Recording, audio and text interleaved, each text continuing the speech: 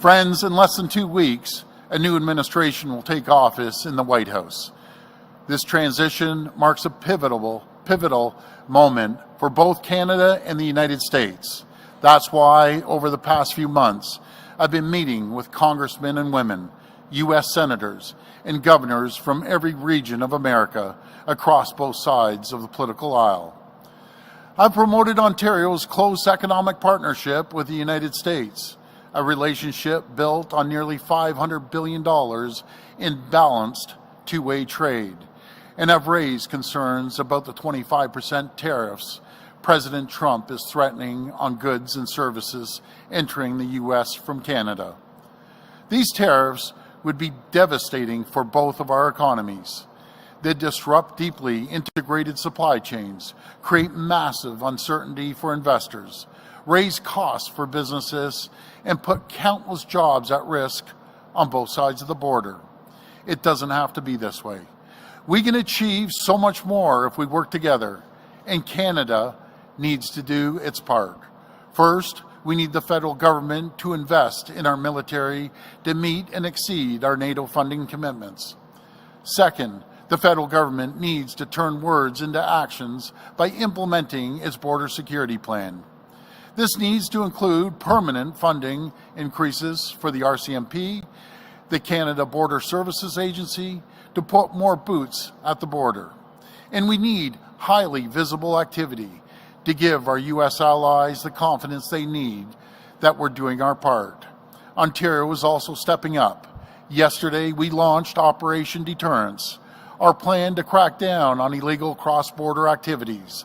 Led by 200 dedicated Ontario provincial police officers, they'll work alongside frontline and specialty officers with access to drones, helicopters, fixed-wing aircraft, boats, off-road vehicles, and foot patrol, all dedicated to protecting the safety and security of families and communities on both sides of the border. As I've met and talked with U.S. lawmakers, I've also been listening. I've heard significant concerns about how China is ripping off American workers by hijacking global supply chains to unfairly benefit Chinese companies at the expense of U.S. industry and American communities. I've heard loud and clear, America has had enough. Now, U.S. lawmakers are undertaking one of the most ambitious economic and geopolitical shifts in decades, as America decouples from China and its global proxies. This won't be easy. It will require long-term thinking, it will require dedication, and most of all, it will require friends and allies. Canada is here to help. Working together, Canada and the U.S. can be the richest, most successful, safest, most secure countries on the planet. Working together, we can usher in a new American and Canadian century. A time of unprecedented growth, job creation, security, and prosperity. We do so by building Fortress AmCan. Fortress AmCan is a renewed alliance between America and Canada that's a beacon of stability, security, and long-term economic growth on both sides of the border. Fortress AmCan is a vision that respects each country as proudly independent, a vision that celebrates what we can achieve together. A true partnership where Canada and the U.S. align on shared priorities, achieving free, fair, and balanced trade, growing our economies, accelerating resource development, and protecting our borders and our communities. A cornerstone of Fortress AmCan, this renewal alliance involves achieving energy security to power economic growth on both sides of the border. Ontario is already taking bold steps.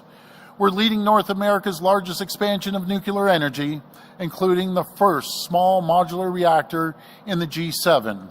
We're refurbishing reactors at Darlington and Pickering, and we're launching historic energy procurements to meet growing demand while preparing Ontario to become a major exporter of clean energy.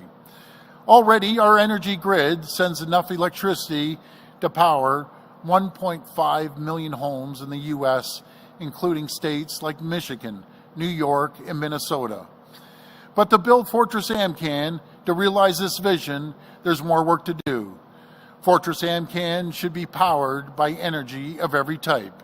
Energy that's produced, consumed, and creates jobs in every region of our country. It starts by enhancing and building out the integrated AmCan energy and electricity grid to encourage more exports of Canadian energy and electricity to the U.S., including Ontario's clean nuclear energy to power economic growth on both sides of the border.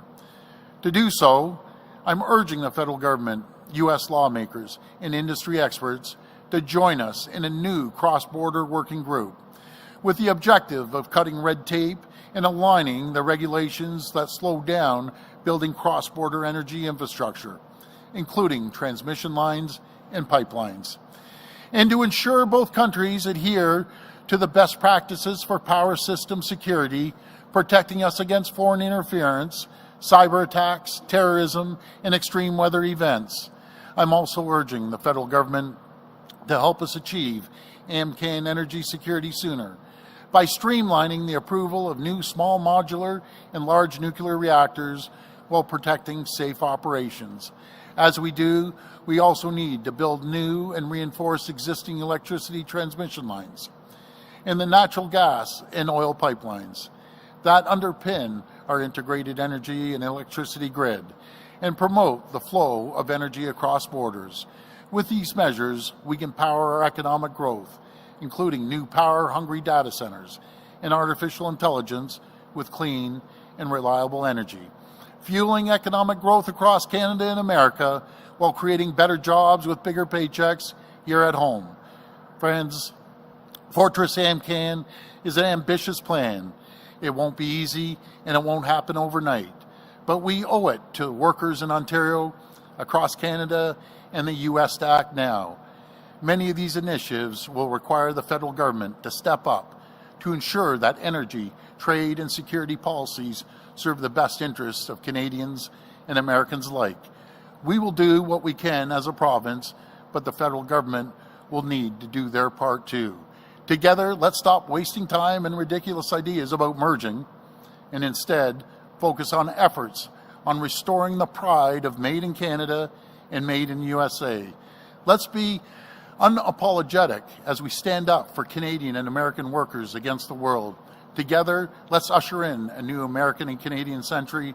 Let's build Fortress AmCan. Thank you for everyone joining us today, and may God bless the people of Ontario.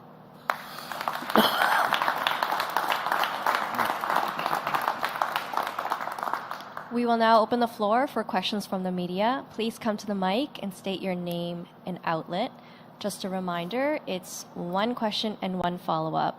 First question. Good morning, Premier. Mark McAllister from City News. Hi, Mark. How are you doing? A lot of talk from you today about Canada as a whole rather than Ontario specifically. Just wondering why you feel the need to step up and speak on behalf of the entire country.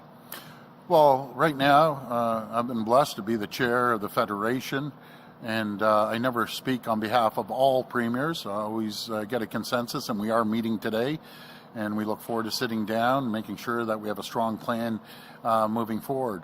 There's a lack of leadership right now at the federal government, and someone has to stand up for Ontario, someone has to stand up for Canada. And I want to congratulate all the premiers because they're doing the exact same thing as what I'm doing in their jurisdictions, and I appreciate everything that all the premiers from all the provinces and territories. We have a great group of premiers, fabulous, and I'm fortunate to have a great team representing Team Canada. The term Fortress AmCan, you've been using it for a number of months now. Is there not a danger of it being misinterpreted in some way? You've now got the president-elect talking about an artificial border. He could be looking at Fortress AmCan very differently than you are. Well, it's very, very simple. The people I've been speaking to, be it the governors or the senators or Congress people, even if they're Republican or Democrat, they don't agree with what President Trump is proposing.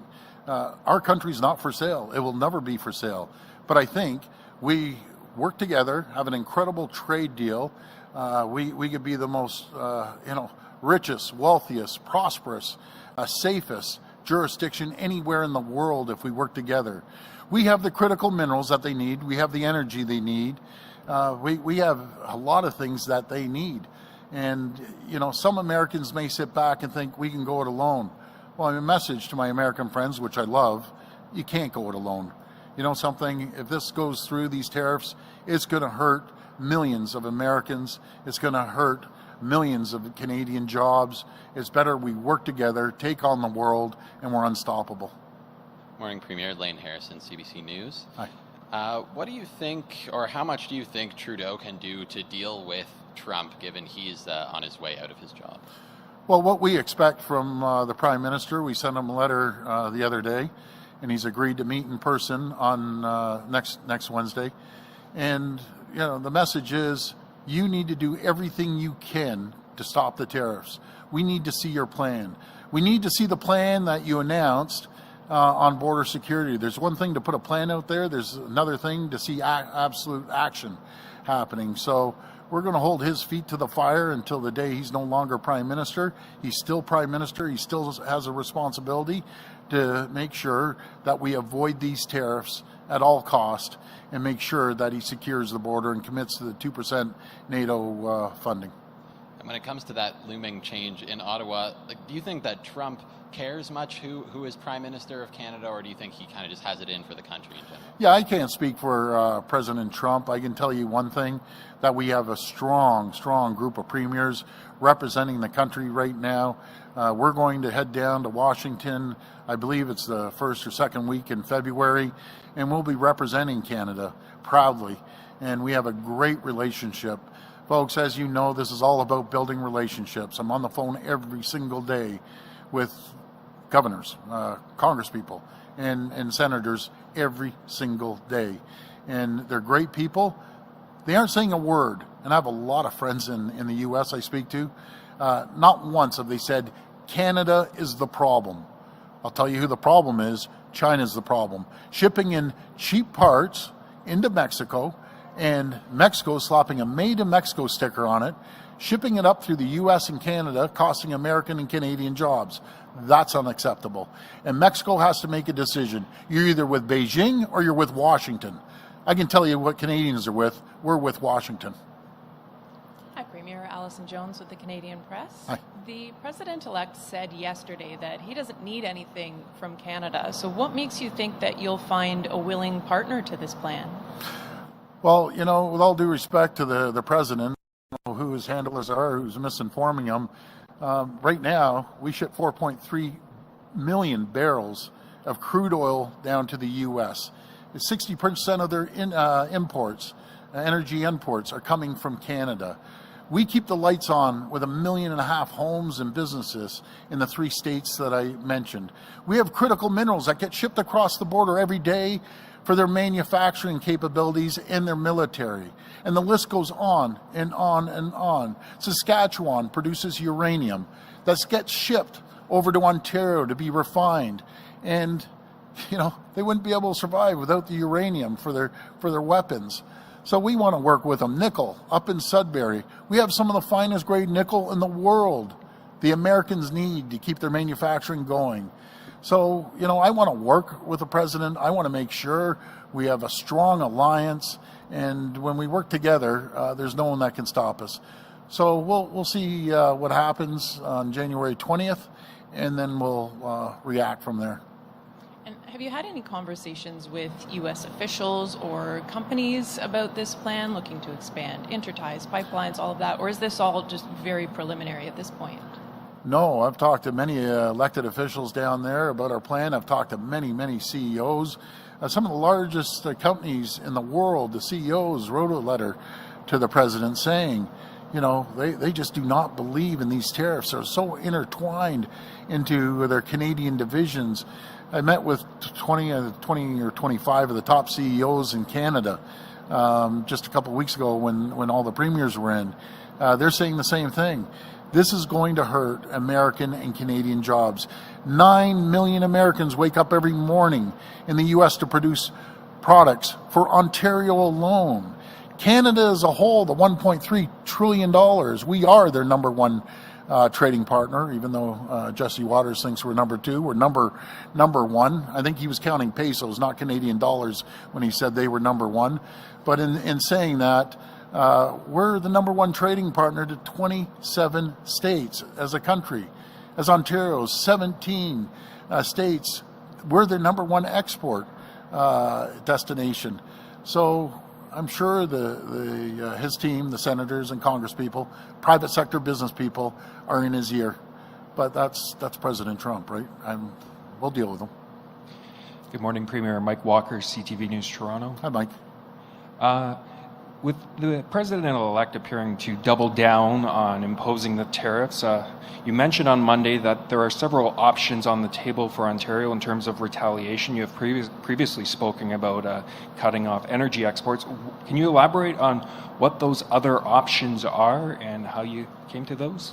Well, without divulging to our friends in the U.S., we have a whole host of products that we ship up that we're going to be targeting, especially in the 17 states we deal with as their number 1 export destination. You turn up the heat on them. Believe me, they will be in the president's ear when these companies are laying people off because they aren't shipping products, or they are shipping it at a 25% higher cost. And I use this example. Someone in Texas buys a pickup truck that's produced here in Oshawa, not far away from here. They typically would pay $60,000. Now, that same person in Texas is going to pay $75,000 if he puts tariffs on vehicles. And I know the president mentioned, we don't need to build cars. Well, Mr. President, that's not accurate at all. We buy as many cars from the U.S. as we ship down there. The majority of the cars that we do ship down there, 50% of the parts come from the U.S.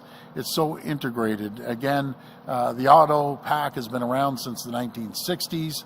So we just need to work together. And I know the American people, I know them very well.